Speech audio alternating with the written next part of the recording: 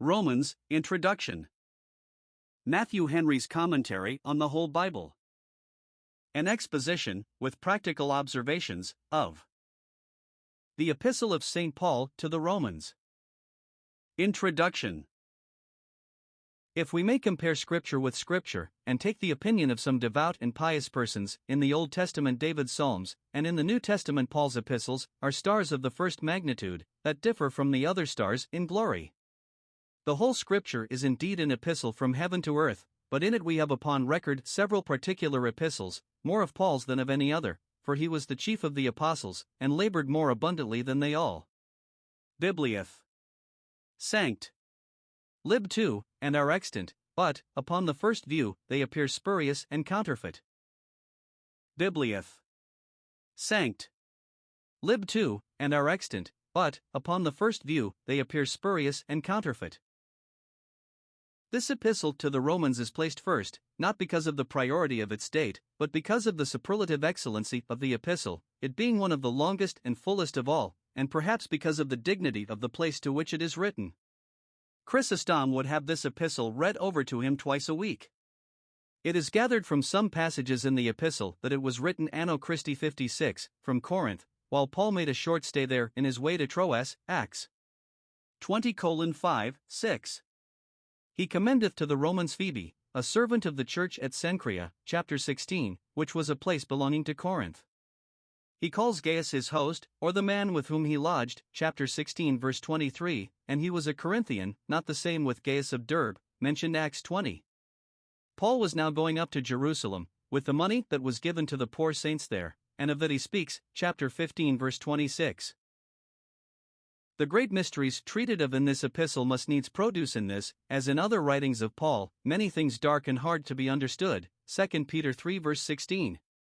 The method of this, as of several other of the epistles, is observable, the former part of it doctrinal, in the first 11 chapters, the latter part practical, in the last 5, to inform the judgment and to reform the life.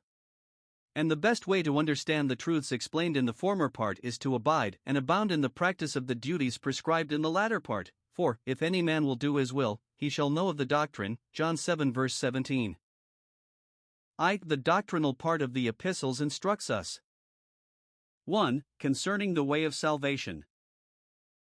1. The foundation of it laid in justification, and that not by the Gentiles' works of nature, chapter 1, nor by the Jews' works of the law, chapter 2, 3, for both Jews and Gentiles were liable to the curse, but only by faith in Jesus Christ, chapter 3 verse 21, etc., chapter 4.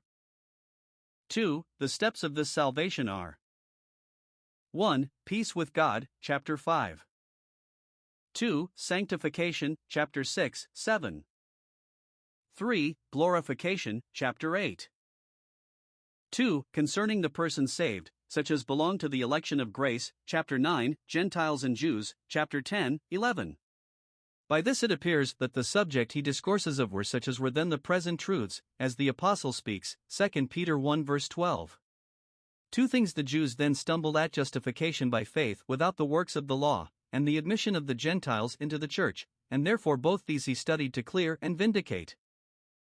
2. The practical part follows, wherein we find 1. Several general exhortations proper for all Christians, chapter 12. 2. Directions for our behavior, as members of civil society, chapter 13. 3. Rules for the conduct of Christians to one another, as members of the Christian Church, chapter 14 and chapter 15 verses 1 to 14.